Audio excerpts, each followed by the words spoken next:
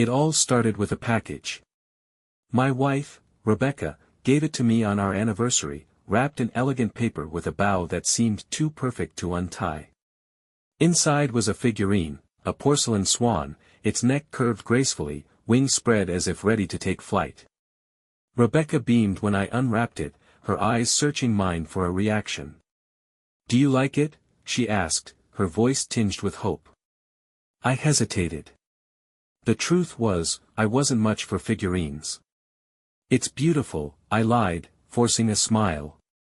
She seemed satisfied, so I placed it on the mantel, where it sat untouched for weeks. One day, as I cleaned the living room, the swan caught my eye. Its hollow eyes seemed to mock me. Feeling frustrated by its presence, I grabbed it off the mantel and took it to the trash bin outside. As the lid closed, I felt a pang of guilt but shrugged it off. "It's just a thing," I muttered to myself. Later that evening, Rebecca noticed. "Where's the swan?" she asked. I froze, caught off guard. I think I moved it somewhere," I stammered. Her disappointment was palpable, but she didn't press further. The following day, I couldn't shake the guilt, so I went to retrieve it. As I pulled the swan from the trash, its base cracked slightly, revealing something glimmering inside. My breath caught in my throat. Curious, I pried the crack wider until a small pouch tumbled out. Inside the pouch was gold, real gold, in the form of antique coins and delicate jewelry. My heart pounded as I examined the treasures, their surfaces gleaming in the sunlight. Why would Rebecca hide something so valuable in a gift like this? Suddenly, the swan felt much heavier than before. What was Rebecca hiding, and why had she chosen me as the unwitting keeper of her secret? The gold coins clinked softly as I emptied the pouch onto the table. Each piece looked ancient, etched with intricate designs and inscriptions I couldn't decipher. The jewelry was no less impressive, rings encrusted with gems, a delicate necklace with a ruby pendant, and a bracelet so finely crafted it seemed to shimmer under the dim kitchen light. I sat there for what felt like hours, staring at the treasures and questioning everything. Rebecca had never mentioned anything about gold, much less a hidden collection of it. My thoughts spiraled. Was this some sort of inheritance? Or something more sinister? My chest tightened at the thought of Rebecca being involved in anything illegal. The sound of the front door creaking open jolted me back to the moment. I scrambled to gather the coins and jewelry, stuffing them into the pouch just as Rebecca walked into the kitchen. She looked at me, her eyes narrowing slightly. "Hey," she said, setting her bag on the counter. "What are you doing?" "Nothing," I replied too quickly, my voice higher than usual. Her brow furrowed, but she didn't push. Dinner that night was a quiet affair. I tried to act normal, but my mind raced with questions. I couldn't confront Rebecca, not yet. I needed answers first. When she went to bed, I stayed up, poring over the coins and jewelry again, searching for some clue as to their origin. One coin caught my attention. Its inscription was barely legible, but the faint engraving of a crest seemed familiar. I snapped a photo and started searching online. After what felt like an eternity, I found a match, a 17th-century Spanish coin linked to a famous shipwreck. The treasure was rumored to be cursed, its discovery bringing misfortune to those who tried to claim it. A chill ran down my spine. Was that why Rebecca had hidden it? Did she know about the legend? And if so, where had she found it?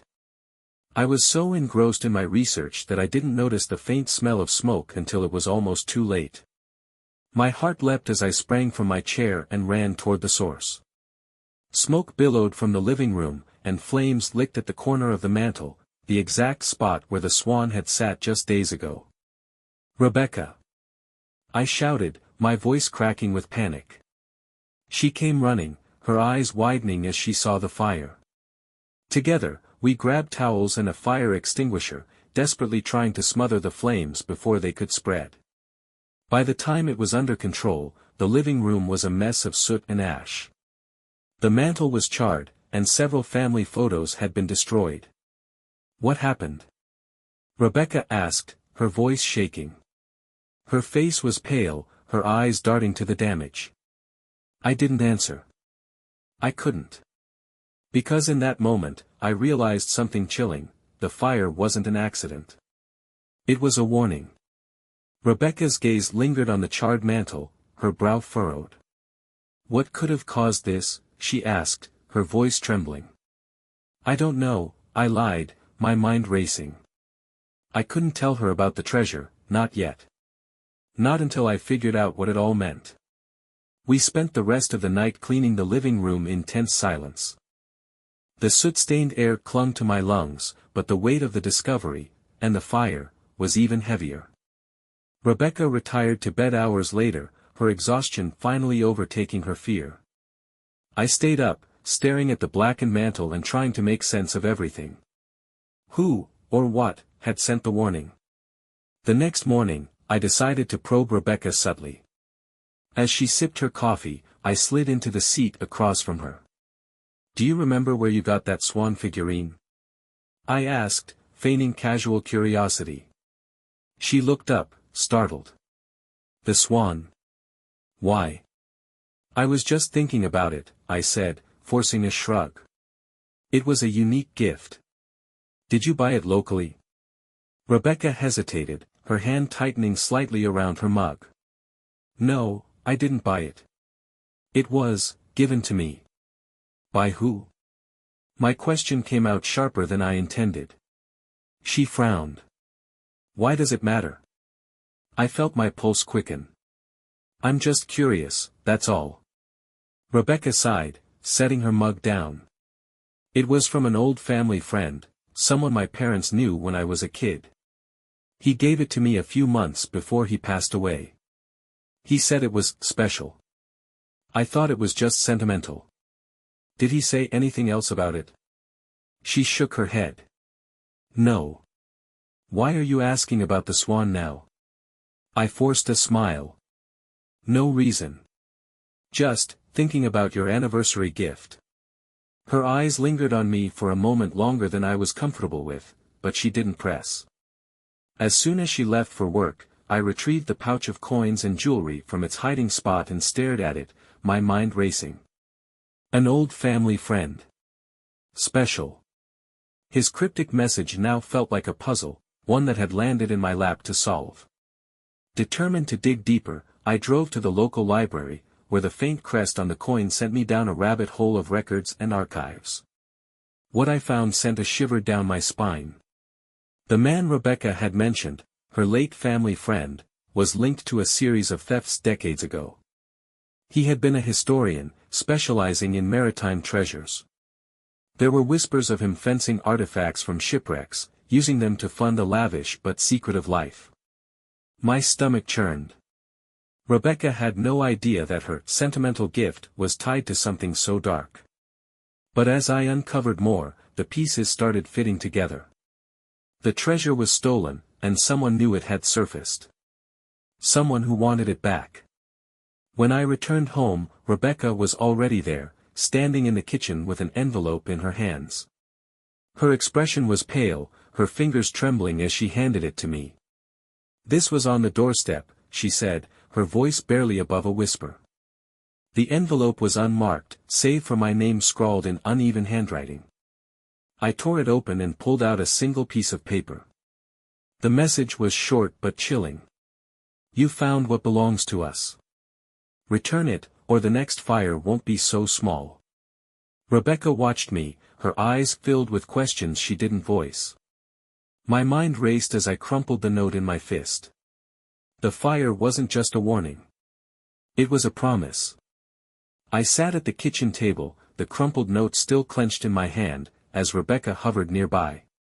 Her eyes flickered with unease, but she didn't press me for answers.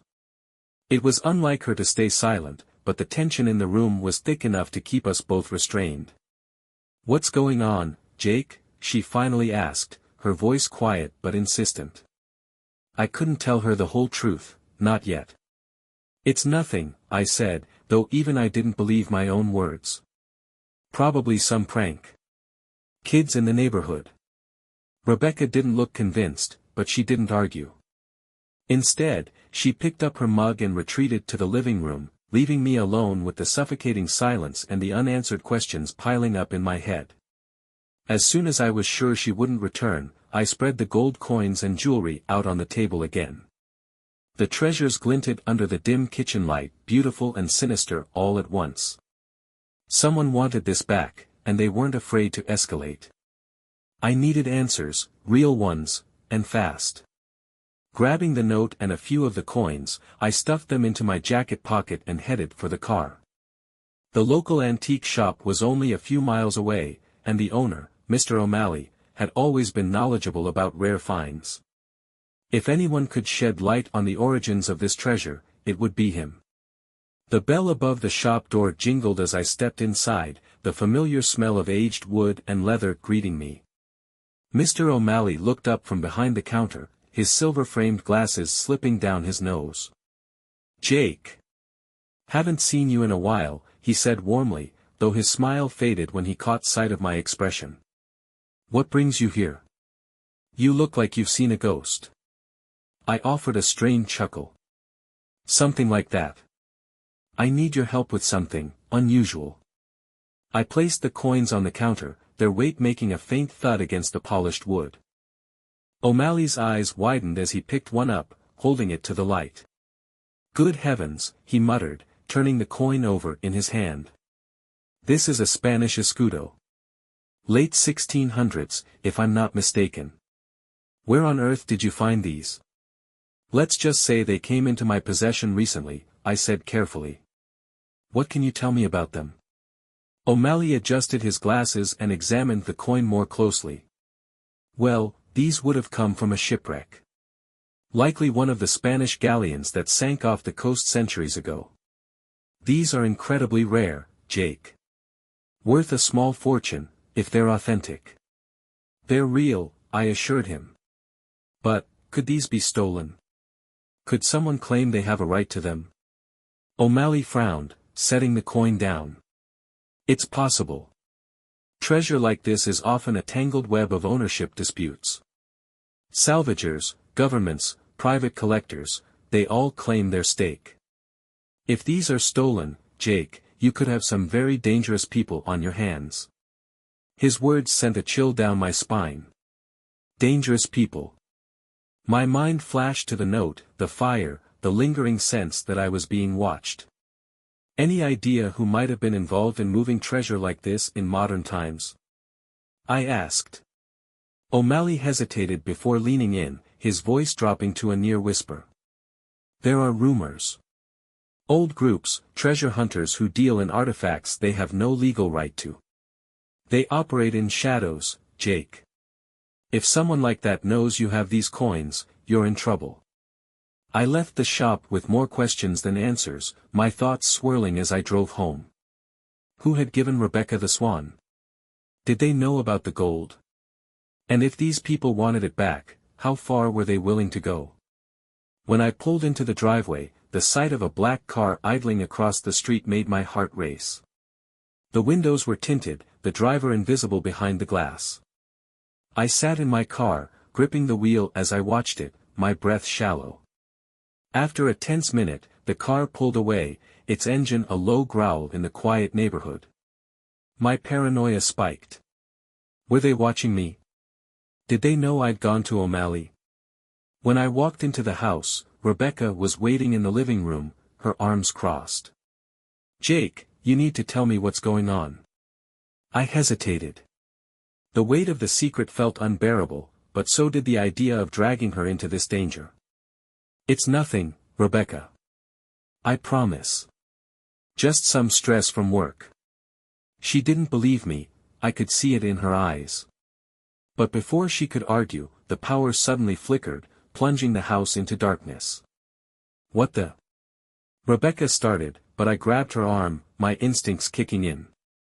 "Stay here," I said, moving toward the window. Outside, the streetlights were still on. This wasn't a neighborhood outage, this was just us. A cold dread settled in my chest as I saw the faint glow of headlights parked further down the block. My gut told me this wasn't a coincidence. Whoever wanted the treasure knew exactly where to find me. "We're leaving," I said firmly, grabbing Rebecca's coat from the hook by the door. "Leaving? Jake, what's going on?" "No time to explain," I said, pulling her toward the car. My hands trembled as I turned the key in the ignition. As the engine roared to life, Rebecca's voice was sharp with panic. "Jake, what are you not telling me?" I glanced in the rearview mirror, the faint glint of headlights still visible in the distance. "I'll explain everything," I promised, speeding away from the house. "But first, we need to disappear." The hum of the tires on the asphalt was the only sound in the car as we sped through the dark streets. Rebecca sat in the passenger seat, her arms crossed and her face tight with confusion and anger. She hadn't said much since we left, but I could feel her questions bubbling under the surface, waiting for the right moment to explode. I wasn't ready to face them. Not yet. My mind was too focused on the headlights in the rearview mirror, flickering faintly as they kept pace with us from a distance. They were following us. I was sure of it. "Jake, where are we going?" Rebecca finally asked, her voice cutting through the tension like a blade. "I don't know yet," I admitted, gripping the steering wheel tighter. "Somewhere safe. Away from the house." "Safe from what?" she pressed. "And don't give me another excuse about stress or work." "I saw the note, Jake. I know something's going on." I sighed, my pulse pounding in my ears. I couldn't dodge her questions forever. She deserved the truth, or at least as much of it as I could give her without making this worse. "There's something valuable tied to that swan figurine you gave me," I said, my eyes flicking between the road and the mirror. "It's connected to some dangerous people, and they want it back." Her brow furrowed. "Valuable? Dangerous people? What are you talking about?" "It's just a stupid swan." "Not just a swan," I said. "There was gold hidden inside it. Coins, jewelry, old, valuable stuff. And someone knows we have it." Rebecca's jaw dropped. "You're saying there was treasure in the swan? How? Why didn't you tell me?" "I didn't know what it was at first." I snapped, then immediately regretted my tone. "I didn't want to panic you until I understood what was going on." "Well, congratulations, Jake." "I'm panicking now," she shot back, her voice rising. "Who are these people? How do they even know about us?" Before I could answer, the headlights behind us grew brighter, the car speeding up. A chill ran down my spine. Whoever they weren't trying to stay subtle anymore. "Hold on," I said, pressing my foot harder on the gas. The car lurched forward, the engine roaring as we sped down the deserted road. Rebecca grabbed the edge of her seat, her face pale. "What are you doing?" she shouted. "They're following us." I barked, the words spilling out before I could stop them. "I'm not letting them catch up." The chase was on. The other car accelerated, closing the gap between us. My heart pounded as I took a sharp turn onto a side street, the tires screeching against the pavement. Rebecca let out a yelp, clutching the door for balance. "Jake, this is insane," she cried. "You're going to get us killed." "Not if I can help it," I muttered, my knuckles white against the steering wheel. I glanced at the mirror again, my stomach twisting. They were relentless, their headlights burning into my eyes like a predator stalking its prey. Ahead, the road forked into two directions. Without thinking, I veered left, taking us onto an older, narrower road lined with dense trees. The canopy overhead cast eerie shadows, and the lack of streetlights made it feel like we were plunging into darkness itself. The other car hesitated for a moment at the fork before following us. I cursed under my breath. They were better at this than I hoped. After a few harrowing minutes, a faint glow appeared in the distance, a gas station. It was small and run down, but the neon sign flickering over the pumps was like a beacon in the night. I didn't have a plan, but I knew we couldn't keep running forever. I pulled into the station abruptly, tires skidding as we came to a stop. "What are you doing?" Rebecca demanded. "Just trust me," I said, grabbing the pouch of gold from the glove compartment and shoving it into my jacket. "Stay in the car. Jake. Stay here." I barked, my voice harsher than I intended. Her face twisted with anger and fear, but she didn't argue. I stepped out of the car, my breath visible in the cold night air. The other car pulled into the lot seconds later, its headlights cutting through the darkness. My pulse raced as I approached the station, hoping the light and the presence of a clerk might deter whoever was after us. The car doors opened, and two figures stepped out. They were dressed in dark clothes, their faces obscured by shadows. My stomach churned as they moved toward me with a predatory calm. "Got something that belongs to us?" one of them said, his voice low and rough. I glanced back at Rebecca, who was watching from the car, her face pressed to the window. "I don't know what you're talking about," I said, trying to keep my voice steady. The second man stepped closer, his lips curling into a smirk. "Don't play dumb, pal. Hand over the gold, and maybe we'll let you and the lady walk out of here." My heart pounded. I could feel the weight of the pouch against my chest, its contents practically burning a hole in my jacket. I needed to stall, to think of a way out. "Why don't you tell me who you are first?" I said, hoping to buy time. The first man's smirk faded. "You're in no position to ask questions." He reached into his pocket, and my breath caught. A flash of metal glinted in the dim light, a knife. The faint smell of gasoline filled the air, and an idea sparked in my mind. It was reckless, desperate, and probably insane. But it was all I had. "You want the gold?" I said, backing toward the gas pump.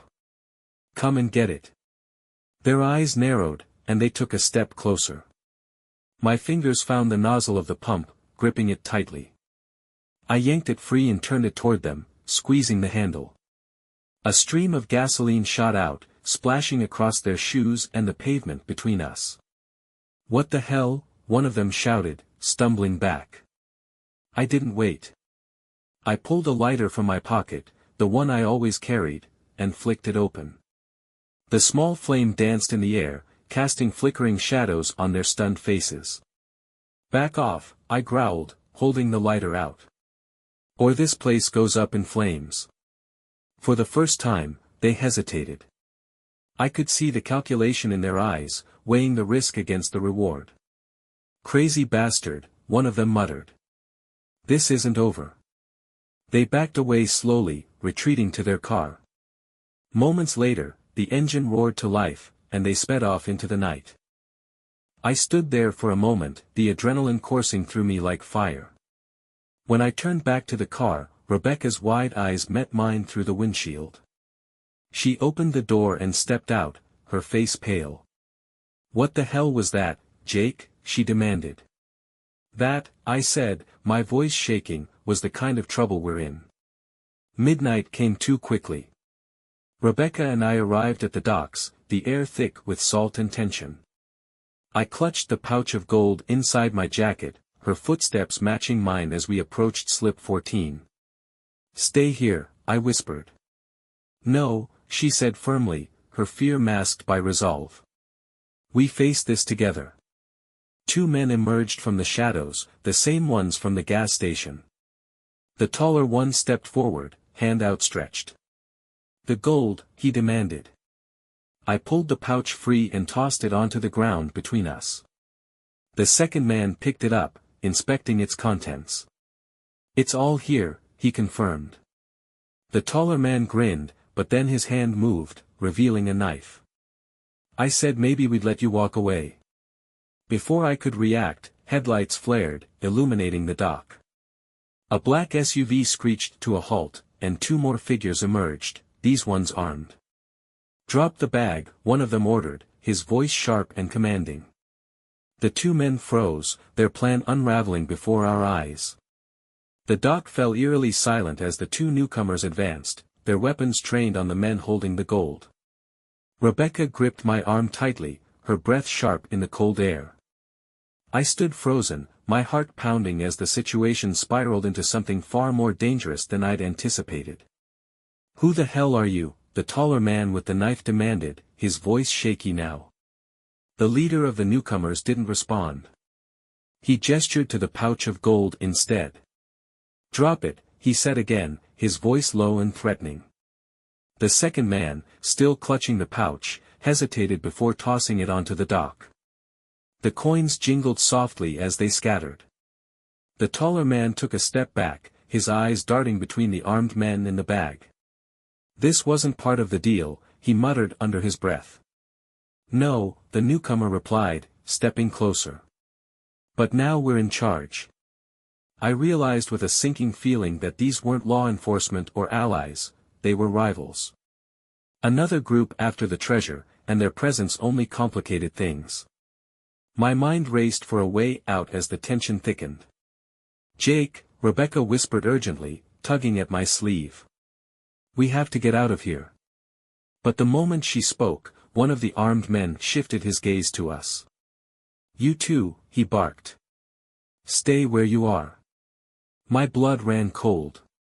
They weren't going to let us leave, not with everything we'd seen. I raised my hands slowly, my mind scrambling for an explanation that might save us. "We don't want any trouble," I said, my voice steady despite my panic. "We just want to leave." The leader's eyes narrowed. "You're involved whether you like it or not. That gold doesn't belong to you, does it?" Before I could respond, chaos erupted. The taller man lunged for the pouch, his desperation breaking the fragile standoff. A gunshot echoed, sharp and deafening, as one of the armed men fired a warning shot into the air. Rebecca screamed, and I grabbed her, pulling her behind me as the men descended into a scuffle over the treasure. Coins spilled onto the dock, glinting under the harsh light. The taller man swung his knife wildly, catching one of the newcomers on the arm, but his victory was short-lived. The other armed man struck him across the head with the butt of his rifle, sending him sprawling onto the wooden planks. In the chaos, I saw our chance. Grabbing Rebecca's hand, I darted toward the edge of the dock, pulling her with me. "Run!" I shouted, my voice hoarse with urgency. Behind us, shouts and curses filled the air, followed by another gunshot. But I didn't look back. All I could think about was getting as far from the docks, and the treasure, as possible. Rebecca and I ran blindly through the maze of docks, the cold air cutting through us as the chaos behind us faded into the distance.